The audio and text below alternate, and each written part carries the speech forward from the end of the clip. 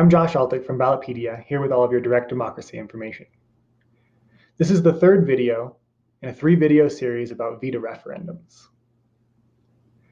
In this video, I'm going to look at some of the recent and upcoming really interesting veto referendum measures.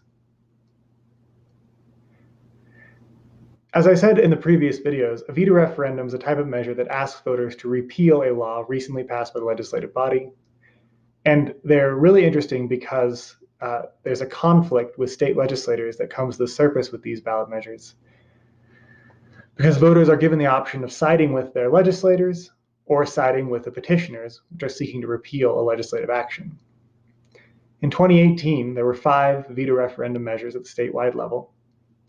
That compares to 63 citizen-initiated ballot initiatives proposing new laws, which is a relatively common ratio with regard to citizen-initiated measure activity.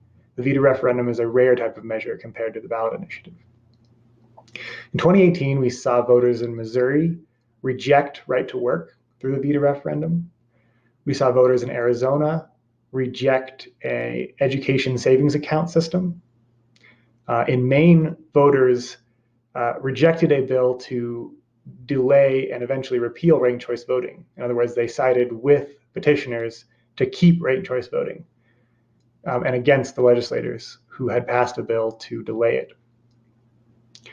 And then in Massachusetts, voters sided with legislators and upheld a bill with anti-discrimination provisions for gender identity. And then the final veto referendum in 2018 was Measure 101 in Oregon, which asked voters to repeal a healthcare insurance premiums tax that was designed to fund some of the Medicaid expansion costs on the state side of things.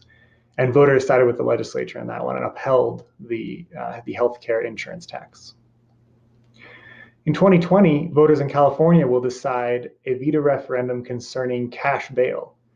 The legislature passed Senate Bill 10, which would replace the cash bail system with a risk assessment system for detained suspects of crimes. Senate Bill 10 would have made California the very first state to do away with the cash bail system.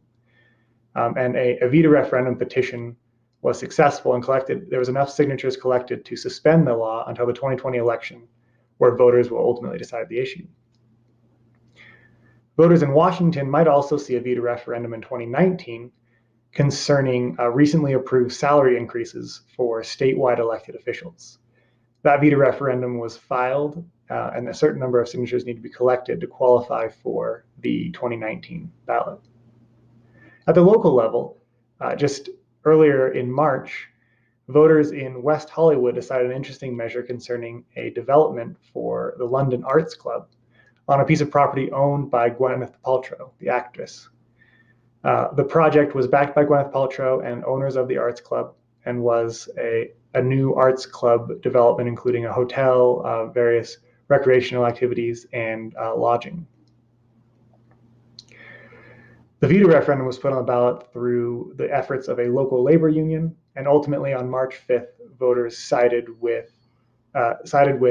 the development and in favor of the city council ordinance allowing the development to go forward.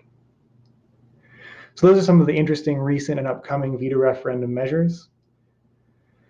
Please see the links in the description for parts 1 and 2 of this video. In part 1, I give more details about what a veto referendum is and which states have a process for veto referendums at the statewide level. And in part 2, I dived into an analysis of the history of veto referendums since the first one in 1906 at the statewide level. As always, send comments, questions, and future video requests to editor@ballotpedia.org. Thanks.